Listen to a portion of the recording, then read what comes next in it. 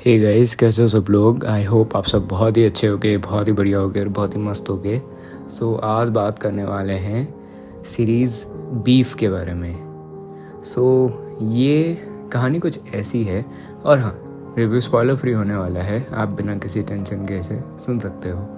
So story कुछ ऐसी है कि जो मेन कैरेक्टर है उनका और एक और कार का एक ड्राइविंग पार्किंग एरिया में उनका कुछ भिड़ंत हो जाती है सामने वाली कार से। एंड मेन कैरेक्टर उनसे थोड़ा सा झगड़े के मूड में रहते हैं। बेसिकली सामने वाली कार भी झगड़े के मूड में रहती है और भिड़ंत होती है, थोड़ी बहुत चेज़ वेज़ होती है।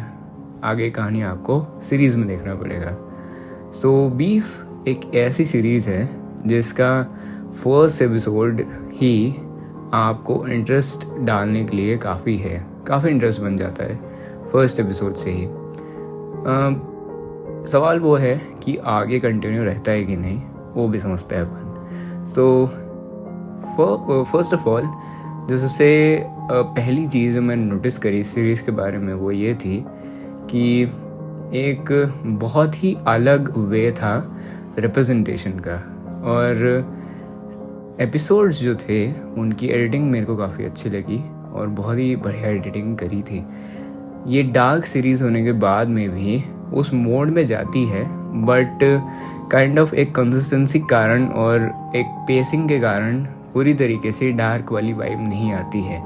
हालांकि एक डार्क सीरीज़ है और कॉमेडी जो ह्यूमर है इसके अंदर वो भी डार्क ही है, और काफ़ी सारे जो है वो सीन्स भी हैं जो कि इसको एक डार्कर साइड पे ले जाते हैं, उस ड्रामा साइड में ले जाते हैं। बट फुल्ली जो है वो सीरीज़ ड्रामा नहीं है, कम्प्लीटली ड्रामा नहीं है बेसिकली, क्योंकि ह्यूमर है इसके अंदर, कॉमेडी वाले सीन्स बहुत सारे हैं, और कॉमेडी को जो है वो बैलेंस मतलब उन्होंने अच्छे से डाला है, ओवर पावर भी नहीं करा है और काइंड ऑफ एक मैनेज करके रखा है उनको। उसके बाद में परफॉर्मेंसेस जो है वो मेरे को बहुत अच्छी लगी, बहुत ही बढ़िया लगी। All the actors have done a great job, मतलब बहुत अच्छी लगी। उसके बाद में बैकग्राउंड म्यूज़िक मेरे को काफ़ी अच्छा लगा, हर एक जगह के हिसाब से और हर एक पर्टिकुलर सिचुएशन के हिसाब से वो बहुत अच्छा था। Specially some sequences and mostly the ending sequences जो सॉन्ग लाते हैं वो काइंड ऑफ सिचुएशन से रिलेटेड भी होता है और उस सीक्वेंस में बहुत ज़्यादा सूट भी करता है। एंड डायरेक्टर का एक बहुत अच्छा म्यूज़िक टेस्ट को भी वो बताता है।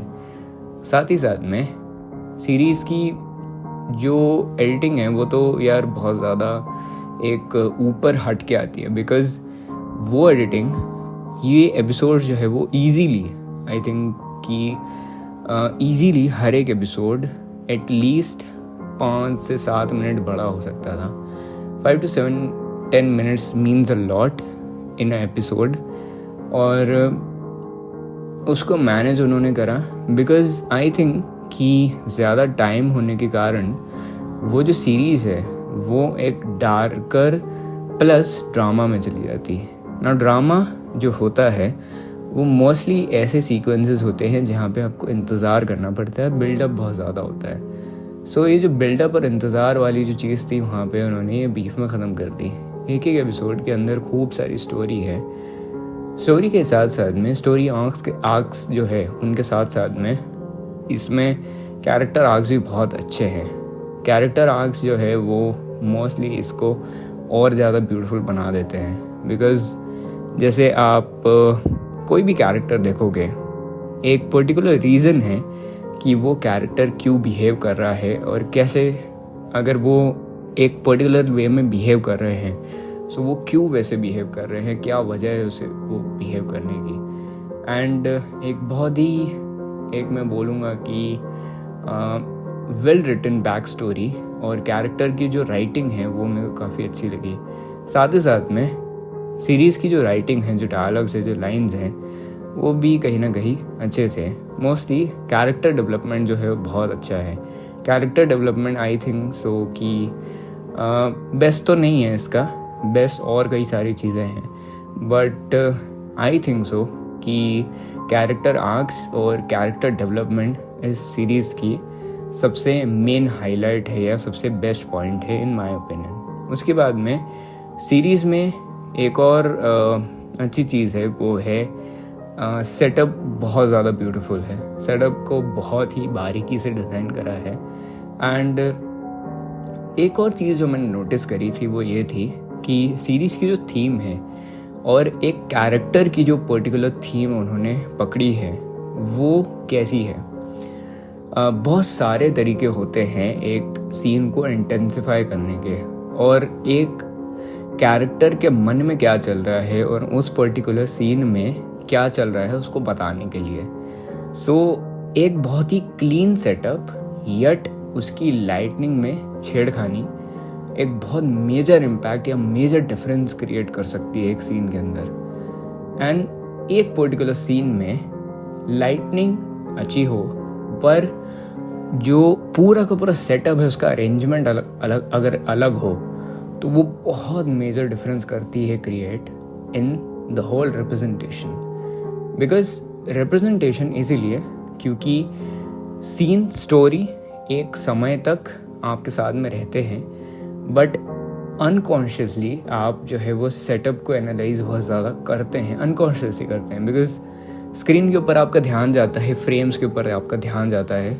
उसके लिए एक अनकॉन्शियस बिल्डअप आपके अंदर होता रहता है। एंड वो जो अनकम्फर्टेबल वाली जो फीलिंग आती है, एक वो जो डेवलपमेंट है वो उन्होंने परफेक्टली बताई है। उसके बाद में एक्टिंग परफॉर्मेंसेस के बारे में बात कर चुका हूँ। एक और चीज़ है वो था ऑरा बिल्ड करना। एंड बहुत ही छोटे छोटे से एक्शंस, बहुत ही एक मैं बोल सकता हूँ कि minimalistic efforts but very very strong efforts जो हैं वो लगाए गए हैं टू बिल्ड अ कैरेक्टर। बहुत ही छोटी छोटी चीज़ें हैं, उसको आप नोटिस करना, जिससे आपको ये पता चलेगा कि कौन सा कैरेक्टर किस डायरेक्शन में कैसा एक्ट कर सकता है। ये मेरे को बहुत सही लगा। एंड फिलोसॉफिकली ये सीरीज़ जो है वो बहुत ज़्यादा रिच है, फिलोसॉफिकली, साइकोलॉजिकली, और बहुत सारे प्रश्न जो कि बहुत सारे इंसानों के मन में आते होंगे about life, about people, about situations, उन बहुत सारी प्रॉब्लम्स या सिचुएशंस के बारे में, शायद प्रॉब्लम एक सही वर्ड नहीं होगा उसके लिए, मोस्टली सिचुएशंस के बारे में या सवालों के बारे में ये सीरीज़ बहुत डीप में बात करती है। स्पेशली जब सीरीज़ एक कंक्लूजन की तरफ बढ़ने लग जाती है। देखो ये ड्रामेटिक डायरेक्शन है इसके अंदर, बट नॉट टू ड्रामेटिक जिससे उसकी थीम चेंज हो जाए। सीरीज़ की जो कंसिस्टेंसी और जो थीम है वो ऐसी है कि आपके पास में 3 से 4 एलिमेंट्स हैं। सबसे पहले आपके पास में एलिमेंट है ऑफ डार्क जहाँ पे आ जाता है वर्ड, वहाँ पे ड्रामा अपने आप थोड़ा बहुत जुड़ जाता है। पर ड्रामा का मोस्टली एक 25% हिस्सा बोल सकते हैं। उसके साथ में ह्यूमर, तो उसको जो मिक्स करा है तो बीफ की जो है वो स्टोरी लाइन बनी है with lots and lots of psychology, lots and lots of philosophy, और brilliant character developments and character arcs and story arcs. I think so. And बहुत सारे पावरफुल सीक्वेंसेस भी है जिनका डायरेक्शन, जिनका बैकग्राउंड म्यूज़िक, जिनके मीनिंग बहुत ही अलग है। बहुत पावरफुल सीन्स हैं इस सीरीज़ के अंदर जिनका डायरेक्शन आई थिंक सो कि सच में गजब का था। ड्रामेटिक डायरेक्शन, अगर उस एक ऐसी डार्क सीरीज़ में ड्रामेटिक डायरेक्शन की भी एक अपनी लय होती है, मतलब पेसिंग होती है बेसिकली। अगर उस पेसिंग के साथ में करते हैं तो वो उसको बहुत ज़्यादा अच्छा बना सकता है। अगर एक प्राइम एग्जांपल लूँ मैं तो वो सीरीज़ होगी द बॉयज़ के अंदर वो कुछ अलग लेवल पे पहुंच जाता है। उसमें बहुत सारी अलग अलग चीज़ें होती है, उसमें कुछ और है एंड बीफ में कुछ और है। कंपेयर नहीं कर रहा हूँ, अगर एक क्लोज एग्जांपल मेरे को अगर बताना हो तो मैं बॉयज़ का लूँगा। उसके बाद में कैरेक्टर्स जो हैं उनका ओवरऑल कैरेक्टर डेवलपमेंट अच्छा हुआ है। एंड एक बहुत ही अगर एक एक कैरेक्टर को आप एनालाइज करोगे तो एक एक कैरेक्टर जो है वो एक पर्टिकुलर सिंगल लाइन पे चला है। सिंगल लाइन के ऊपर जो है वो और ऊपर यानी कि बेस के ऊपर और 3-4 स्टोरी की लेयर्स जो है वो उन्होंने बिल्ड करी है। तो आप देखना, आपको समझ आएगा। उसके बाद में स्क्रीन प्ले जो है वो मुझे अच्छा लगा। आई थिंक सो कि 1 से 2 एपिसोड देखने के बाद में मेरा मन नहीं कर रहा था कि मैं सीरीज़ को बंद करूं। मेरा ये मन कर रहा था कि मैं देखते रहूं इस सीरीज़ को आगे कंटिन्यू करते रहूं।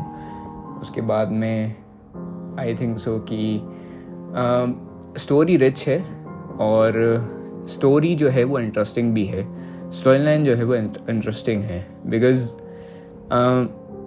सिर्फ और सिर्फ स्टोरी लाइन तक वो सारी चीज़ें जो है वो सीमित नहीं रह जाती हैं। स्टोरी लाइन से आगे भी वो चीज़ें जो है वो बढ़ती इसीलिए है, और वो बढ़ती क्यों हैं, वो बढ़ती किस लिए है, वो बढ़ती क्यों हैं, एक जो रीज़न दिया गया है उसके लिए, वो मेरे को बहुत सही लगा।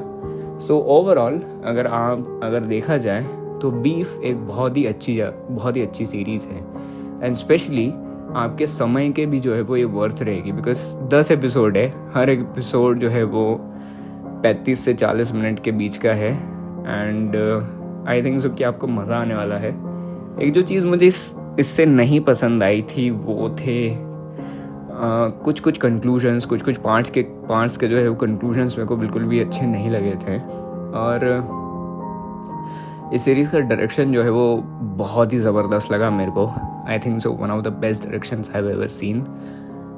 सीन्स का जो पोर्ट्रेयल है, सीन्स का जो रिप्रेजेंटेशन है, और कुछ पर्टिकुलर सीन्स है। एक सीन जो कि एंड के एपिसोड में आता है, और ऐसे कई इम्पैक्टफुल और पावरफुल सीक्वेंसेस हैं जिनको बैकग्राउंड म्यूज़िक और सिनेमेटोग्राफी और सिर्फ एडिटिंग और रिप्रेजेंटेशन से जो है वो उनको भुनाया गया है।